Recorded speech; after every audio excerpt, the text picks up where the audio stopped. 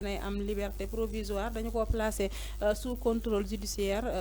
son avocat maître El Hadji Diouf moom nag daal dinay joxe un peu les raisons yi waral ñu daal di koy génnee ci kaso bi moom mi nga xam ni moo di Mansour Faye nee na madame la ministre Assome Diatta, Aminata Assome Diatta a montré que les prix arrêtés et fixés sont les prix qui était en cours maanaam prix njëgu li nga xam ni moom lañ doon wax ci ceeb yeeg yooyu noonu mooy njëg yi nga xam ni moom moo fi nekkoon kon tout a été battu en brèche la commission d'instruction était obligée de laisser Mansour Faye partir nous allons introduire une requête aux fins de non-lieu pour que la cour statue annonce-t-il ki nga xam ni moo di maître El Hadji Diouf moom dafa jàpp ni kàddu yi nga xam ni Aminata Assome Diatta yëkkati na ko daal di setal tuuti ki nga xam ni moo di Mansour Faye ci prix yi nga xam ni dañ ne woon da koo yokk par rapport ak li tonnu ceeb doon jar jamono jooju moom nag nee na prix normal la Mansour Faye kon joxe woon kon amaana jamono jooju ceeb moo seeroon moom moo waral prix yi tolloon nu ni mel kon surfacturation yi ñu doon wax ak yooyu ñoom dañ ko cee setal loolu moom moo waral kon ak les contestations sérieuses yi nga xam ni am na témoignages yi nga xam ni itam am na moom moo waral kon juge bi daal di koy may liberté provisoire placé ko sous contrôle judiciaire waaye nag ay avocat wam ñoom nee nañ ñu ci yem dañuy topp mbir mi ba ñu am non-lieu kon non-lieu total la ñu bëgg ci ki nga xam ni moo di Mansour Faye Arfan moom tamit démb bi ñu ko libéré coow li bari na trop ñu bari jàpp ni waruñu ko woon libéré mais avocat bi en tout cas expliqué na li waral juge bi daal di koy libéré. oui xam nga justice dañu ne décision bu mënta jël. ñun dañ koy respecter. parce que les décisions de justice c'est à appliquer. dañ koy appliquer. juge bi bu xëyee tey libéré Mansour Faye may ko liberté provisoire. dañ koy accepter. même bu fekkee métti na ñeneen ñi mais ça reste quand même une décision de justice. c'est à respecter. donc mënuñu ci dara. léegi moom mën naa remercier Aminata Assome Diatta parce que contestation sérieuse bu ñu doon wax. du Mansour Faye en réalité moo ko andi déedéet. d'où les avocats de Mansour Faye ñoom ñoo andi contestation sérieuse déedéet. Aminata Assome Diatta moom la justice woo doon ko déglu ci parce que moom moo nekkoon la ministre du commerce ci jamono boobu moom moo doon assurer commerce bi alors justice ba mu wooyee Aminata Assome Diatta doon ko déglu di ko laaj ci les prix ba ñu demee ba egg ci prix ceeb bi ci la Aminata Assome Diatta ne leen Mansour Faye ba muy jënd ceeb bi daf ñoo laaj dafa ne nañu jëndee ceeb bi ci les prix homologués Aminata Assome Diatta moo wax loolu c'est d'abord maa ngi koy saluer de passage c'est une sœur ñoo bokk kër suñu kër ñoo dendee moom Aminata Assome Diatta maa ngi koy nuyu de passage alors donc Aminata Assome Diatta boobu moo ñëw mu ne leen Mansour Faye moom moo ne nañu jëndee prix bi ci les prix homologués mu doon andi ay détails moom ay Aminata Assome Diatta moo andi ay détails yëpp ci naka la ñuy jëndee ceeb gi ci yan prix lañ ko jënde woon moo tax ma ne la c'est pas les avocats de Mansour Faye ñoom ñoo andi contestation sérieuse bi déedéet Aminata Assome Diatta moo ñoo joxe version am moo ñoo joxe témoignage am moo tax justice ba mu confronter ce que Assome Diatta a dit et aussi ce que Mansour Faye a essayé de dire et ses avocats ils ont confronté les deux idées ci la ñu jugé nécessaire ni que mën nañu may donc Mansour Faye liberté provisoire en attendant je dis bien en attendant parce que dossier bi jeexagul son avocat même maître El Hadji Diouf l'a dit nee na dossier bi jeexagul donc sénégalais yi bu ñu yaakaar ni que bu ñu la mayee liberté provisoire ci dossier boobu mooy maanaam léegi jeex na déedéet juge bi daf ko may liberté provisoire en attendant de continuer de creuser sur le dossier moo tax avocat bi xam na bu baax li nag ci dossier bi moo tax avocat bi taxaw ne sénégalais donte may nañu ko liberté provisoire mais jeexagul de dossier bi jeexagul de moo tax ñoom ñu ne ñoom dinañu continuer di bay seen waar ba Mansour di am keroog ba buy am liberté que un non-lieu je crois que pour mu am un non-lieu dina jafe non dina jafe parce que enquêteur bi bu fekkee enquête na ba fii bu fekkee enquête na ba fii ba jaral ko yóbbu Mansour Faye kaso pour 3 mois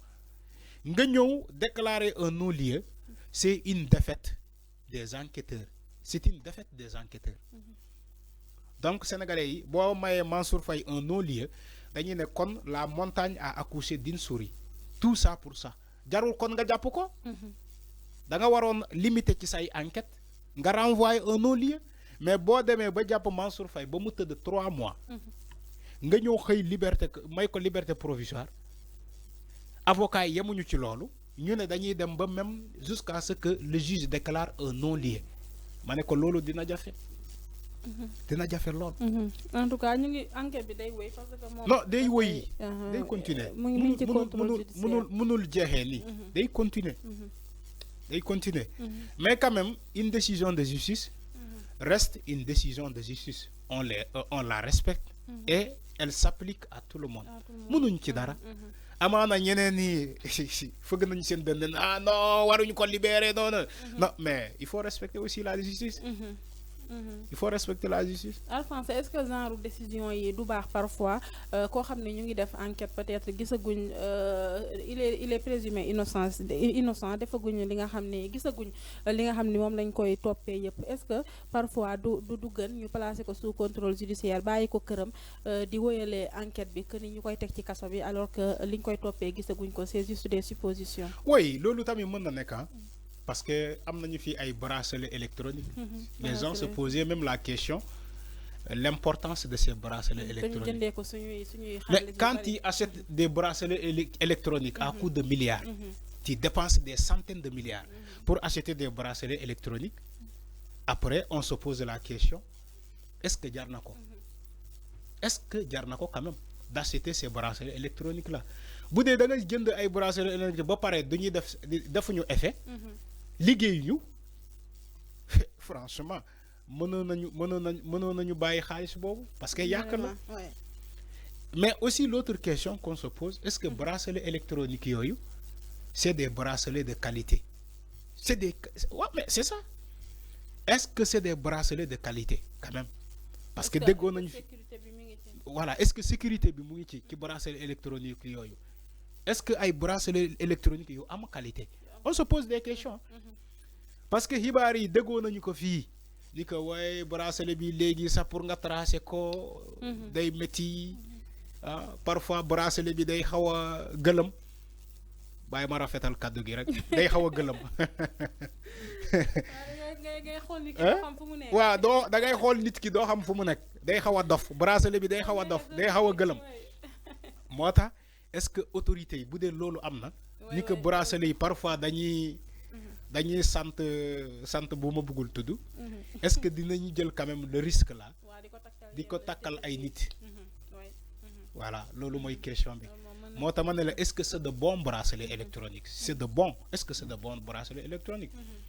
maintenant les décisions de justice moom juge bi moo koy joxe te mënuñ ci dara waaw maa ngi dégg nit yi naan Mansour est sorti facilement voilà. gisoo sànq kii Sylvie Diagne nee na Madiambal li mu sant Diagne da koo métti ok Sylvie parce que moom Diagne waaw Diagne naar waa la moo tax parfois boo dara war nga xalaat sa askan xalaat sa xeet xalaat ma ne ko Diagne naar wax na dëgg de Sylvie muñal de Diagne kii moom deful yëfu Diagneen moom man Diagne ñi ma xam moom non man Diagne yi ma xam yëpp ay nit yu baax lañu te ba pare ils sont ay liggéeykat lañu sama koñ Diagne y a tellement de Diagne la famille Diagne la ba am te foofu laay fréquenter mais ay c'est des personnes respectables waaw Madiambal Diagne moom si Sylvie muñal de Madiambal muñal rek yàlla baax na mi noonu am na solo kon Mansour Faye en tout cas may nañ ko liberté Sora de waaye Sora moom ñibbi na Saint-Louis fexe na ba ñibbi ay mbokkam tamit kontaan nañ waa APR nee nañ waaw jibile nañu de waaw jibile nañ kontaan nañ te nee nañ aussi na état bi bàyyi détenus politiques yëpp ak ñi nga xam ni sont des détenus d'opinion xaw ma nag ñan ñooy détenu politique yi détenu d'opinion yi en tout cas. mi ngi noonu ñoom loolu mooy ñii ne ñoom ñoo sàcc rek ñoom la ñuy wooye ay détenu politique. moo ma jaaxal waaw. yéen ngeen taxaw def lu ne fan. Sénégalais ne reddition des comptes nañu jàpp sàcc yi yëpp. ñu commencé jàpp sàcc yi ngeen ne ay détenu politique lañu. ay détenu politique. alors que man Sénégal toppewuñ la mbirum politique. mais waaw du mbiru politique lañ la toppee mbirum xaalis lañ la toppee. yow kay fayal xaalis bi ñu bàyyi la rek. si waali yaa ngi ne. jël na voyage démb. waaw. en tout cas boo fayee rek. alaaji moom ma ngay nelaw rek. wala ndëkkeegul. fayal génn. ma ne waali yaa ngi ne. foofoo tàng dafa fay waali fay na démb. joxe na caution.